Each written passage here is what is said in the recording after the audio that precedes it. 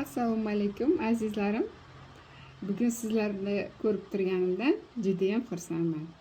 Bugungi mavzuimiz, temamiz so'z kuchi haqida. So'z kuchi nimalarni yaratishga qodir ekanligi haqida bo'ladi. Biz bilamizki, Allohim 6 kunda shu dunyoni yaratgan ekan. Bo'l degan so'zi bilan. Bo'l degan. Shundan keyin shu go'zalliklar yaratilgan. Yer osmonimiz, yulduzlar, quyosh, daraxtlar, hamma narsa yaratilgan ekan. Shundayin biz ham so'z orqali juda ko'p narsalar qilib tashlar ekanmiz. Oddiy hayotimizda ham. O'shaning uchun juda ham gapirayotgan so'zlarimizga e'tiborli bo'lishimiz kerak ekan.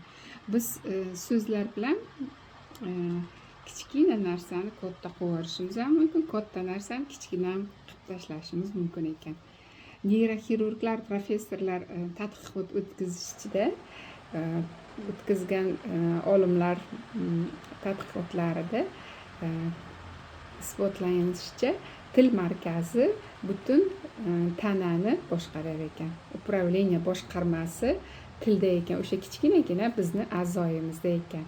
Tilda qudratini qarang, shunchalik butun tanamizni boshqarib turar ekan. Qayerga borishimiz, qayerga ketishimiz, nimalar qilishimizni hammasini shu tilimiz boshqarar ekan. Hayotimizni o'zgartirishni ham, o'zgartirmaslikni ham hammasini shu tilimiz bajarar ekan. Endi tilimizga agar biz buyruq bersak, mabodo bir xillar pensiyaga chiqdim endi deydi, yotaman, faqat yotaman deydi. Charchadim deydi, faqat yotaman, endi yeyman, yotaman, charchadim deydi. Shunaqa qilib aytadi. Shunaqa qilib aytganda tana aytar ekan, bu buyruq keldi bizlarga. Endi biz bemalol raslabitsa qilib organlarga buyruq ketar, boshqarmadan buyruq ketar ekan hamma organlarimizga.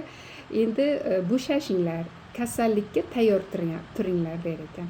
Kasallikka boshlaymiz, sustlashamiz, organizmda kuchi, buyrak, jigar, o'pka, mana shu hamma organizmimiz bo'shashishga tayyorlanamiz va bizga tepadan buyruq keldi deb o'ylar ekanda. Keyin o'sha so'zni ular qilishga harakat qila boshlar ekan.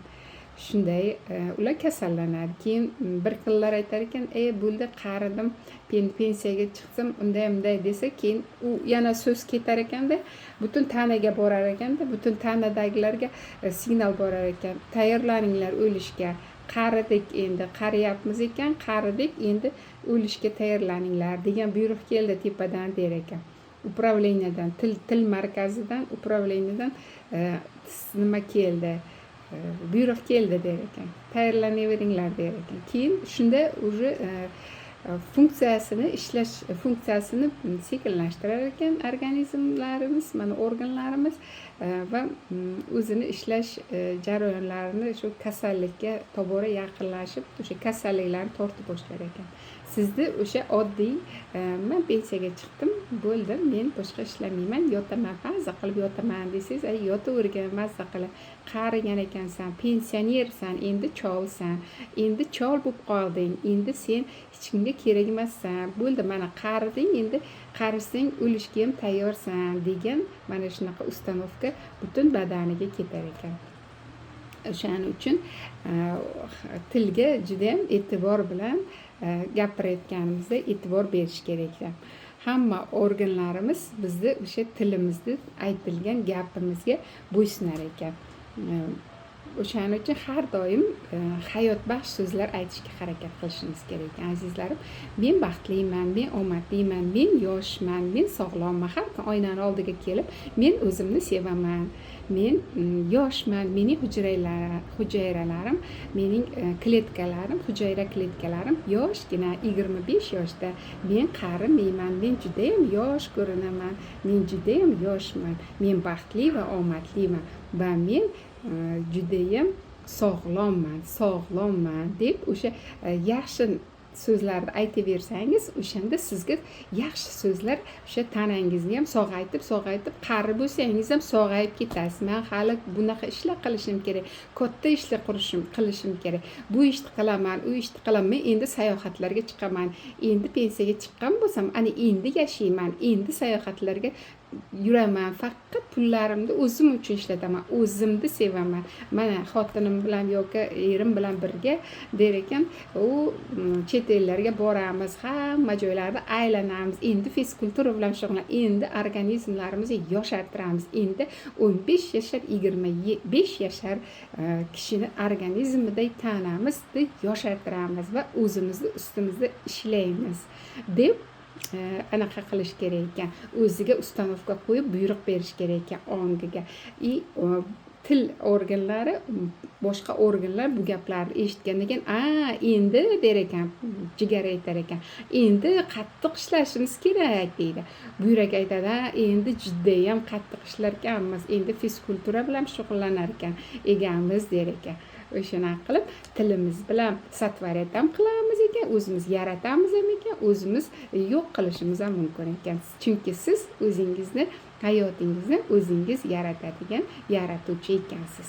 Siz nima desangiz, o'sha narsani hayotingizga tortib olar ekansiz. Shuning uchun ko'pincha yana so'zlar bor. Ko'p ovqat yeb qo'yibman, voy o'lib qolaman, muncha ko'p ovqat yedim deydi. O'zlari sezmagan holatda shu gapni aytishadi ko'pchilik. Rosa 2 kunlik ovqat yevordim deydi. Yo deydi, rosa kelin ovqat qilgan ekan, tashlab yuborishga qiziqanim, hammasini yedim, o'zim yedim deydi-da. Bitta kinoda bo'ladi, hammasini yeb qo'yaman deydi-ku. Pulim kuygan deydi. O'shancha o'sha kinoga o'xshab hamma ovqatini yeb qo'yib, bo'kib o'lib qolaman endi deydi bir xillar aytadi, kun isib ketdi, o'lib qolyapman, kunda issig'iga, voy davleniyam chiqib ketyapti, o'lib qolaman deydi. O'sha oddiy so'zlari ham значит o'sha o'lib qolishiga yaqinlashtirayotgan bo'ladi o'zi tili bilan, so'zi bilan. O'shaning uchun til bilan so'zlarimizda juda ham katta kuch bor ekan. Tilimiz bilan har narsa deyishimiz kerak emas ekan. Ayniqsa yosh o'sib kelayotgan avlod uchun biz nima desak, o'shanga qarab ular ham ko'proq bizni orqamizdan qaytaradi. Shu gaplarni eshitib zapis qilib oladi, shu gaplarni qaytarib yuradi. Voy o'lib ketyapman, yoki bo'lmasa jigarim bunday bo'ldi, o'tim bunday bo'ldi, oyog'im bunday bo'ldi deb o'sha narsani ko'p eshitaversa, bola, kichkina bola zapis qilib oladi. Voy meni ham belim og'riyapti deydi bir xil bolachalar. O'shaning uchun bolachalaringizga har doim yaxshi narsalarni, yaxshi so'zlarni, sog'lomman, men kuchliman, men fizkultura bilan shug'ullanaman, men omadliman, men baxtliman va men magnitman, pullarga magnitman deb o'sha kerakli narsalarni o'zlaringizga yaxshi, hayotbaxsh, quvonch, shodlik, omad baxsh etadigan, butun tanangizga o'sha nur olib kiradigan, Allohning nurini olib kiradigan so'zlar bilan hayotingizni tabassum bilan har doim boshqarib, kulib yashashga harakat qiling. Chunki bizni aytgan narsamiz, bizni aytib chiqarayotgan, o'zimizdan chiqarayotgan narsamiz tebranishlar orqali bu Allohga ketadi. Vibratsiyalar orqali, chastotalar orqali bu sizni menga shu narsa kerak deb aytayotgan bo'lasiz Allohga. Keyin bir xillar puli yo'q bo'lsa, masalan, pulim yo'q, unday deb aytadi. Shu narsani aytaveradi, kun davomida aytaveradi. Yoki miyasida olib yuraveradi, ipotekani to'lashim kerak, kreditni to'lashim kerak, uni qilishim kerak, buni qilishim kerak. O'sha narsa kuni bilan o'sha narsa ketaveradi. Yo'qchilik miyasiga o'rnashib qoladi-da. O'sha narsani serobgarlikka ko'proq almashtirish kerak. O'sha so'z bilan miyadan chiqarib, miyadagi ko'zingizning oldiga vizualizatsiya qilib, hali yaxshiroq narsani, yaxshi narsalarni tortib, pulni to'layotganingizda, o'sha kreditlar to'lab bo'lganingizda o'zingizni faraz qilishingiz kerak. Chunki bunda chastotalaringiz bu yoqqa ketadi, osmonga chiqadi, siz duoday ketadida, Allohga yetib boradi. Keyin siz xuddi duo qilayotganday bo'lasiz. Menga shu narsa kerak, ko'proq kerak deyotgan bo'lasiz. Qancha narsani ko'proq o'ylayversangiz, kerak narsani, o'sha masalan kambag'allikni ko'proq o'ylasangiz, kerak mana kredit to'lashim kerak, uni to'lashim kerak, buni to'lashim kerak, нужда masalan, o'sha narsani qancha o'ylayversangiz, o'sha narsa sizda yana ko'payib ketaveradi. Qayerga fikringiz, diqqatingiz bo'lsa, o'sha yerda ish ketadi-da, o'sha keyin ketadi osmonga so'rayapti masalan Allohdan. Allohim menga shuni ber deb so'rayapsiz. Bir kunda 5 mahal namoz o'qidingiz.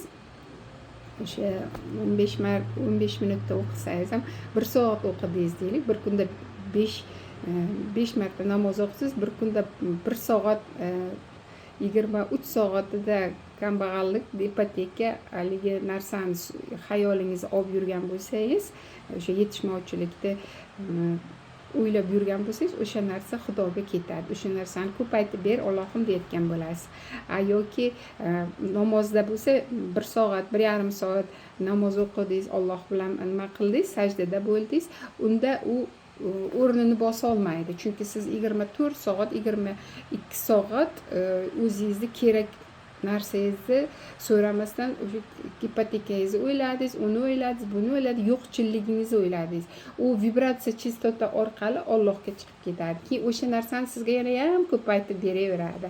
Shuning uchun siz har doim pozitivda bo'lib, yaxshi fikrlab, har doim quvonchda bo'lib, hammaga tabassum, mehr bilan gapirib, Allohimni ulug'lab, zikrda bo'lib, shukrda bo'lsangiz, o'shanday vaziyatda Allohga siz yana ham ko'proq menga baxt, omad, sog'lik ber desangiz, u baxt, omad, sog'lik, boylik, pul hammasi baland vibratsiyada sizga qaytib kelar ekan azizlarim. Shuning uchun tilingizga, so'zingizga har doim e'tibor berib, mehrda, go'zallikda, baxtda, omadda bo'ling azizlarim.